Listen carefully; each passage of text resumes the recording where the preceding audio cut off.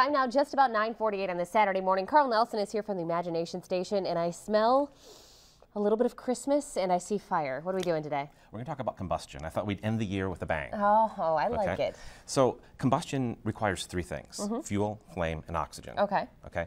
And you might want to put your safety glasses on. Okay. We'll do a little demonstration of that. I brought with me a little organic fuel here. We'll put on this plate. Okay. It's very combustible, and if we add some flame to it, it should combust. Okay. Sure. So we'll add a little flame here, and you know, a little bit of a sizzle, but not a whole lot. We're not getting. You were expecting a big explosion. I was a little big flame. Yeah.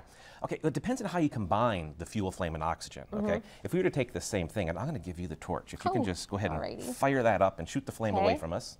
Good. And if I spray this in the air, just keep it going. Ooh. Ooh. Right.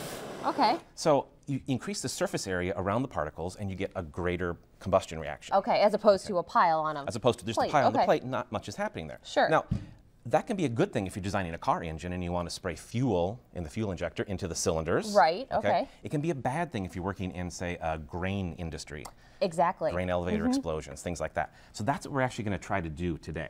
I've got a little paint can here. Okay. Okay. We got our flame source, which is our little candle. I'm just going to nuzzle this down inside our can.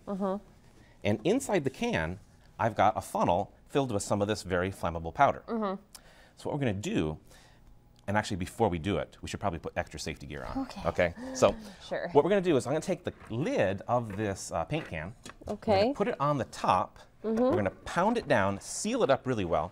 And you want to good enough? Squish that down over your face. Okay. We're going to pound it down really well, and then we're going to squeeze this bottle and make a little cloud of particles inside. Okay. And we're just going to sort of see what happens. Okay. So I have a little bit of hairspray in, Carl. Fair warning. As long as you're back a ways, you should be fine. Okay. So we're going to seal this up. Just.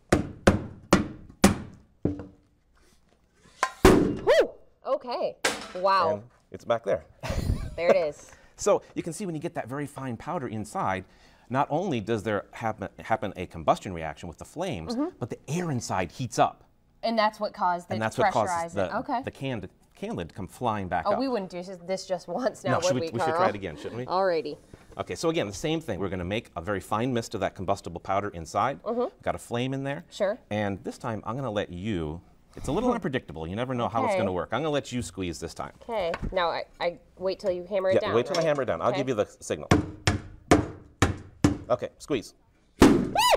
Wow. Okay, that was a big one. That was a big one. Yeah.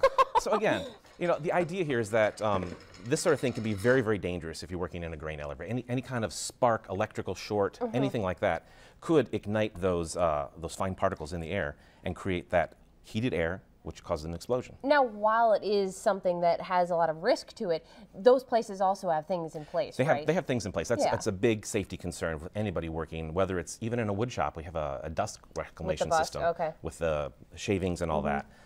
So again, just a very dangerous sort of thing with fine powders. All right, and again, don't try this at home, no, right? That's a classic line. Well, Carl, thanks for ending this year with a bang, and thanks for watching Imagine It during 2012. Carl, he'll be back next year, right? Yes, see you next year. How about that? And if you'd like to check out the Imagination Station, you can see their hours right there on your screen. We were just talking about the special body exhibit happening this weekend. They are open today starting at 10 until 5 and tomorrow from noon to 5. And do you have any special New Year's hours? Are you closed New Year's Day? We are closed New Year's Day. Okay, which is this Tuesday. Correct. So, all right, sounds good. Well, Carl, thanks so much for coming in. And now let's go over to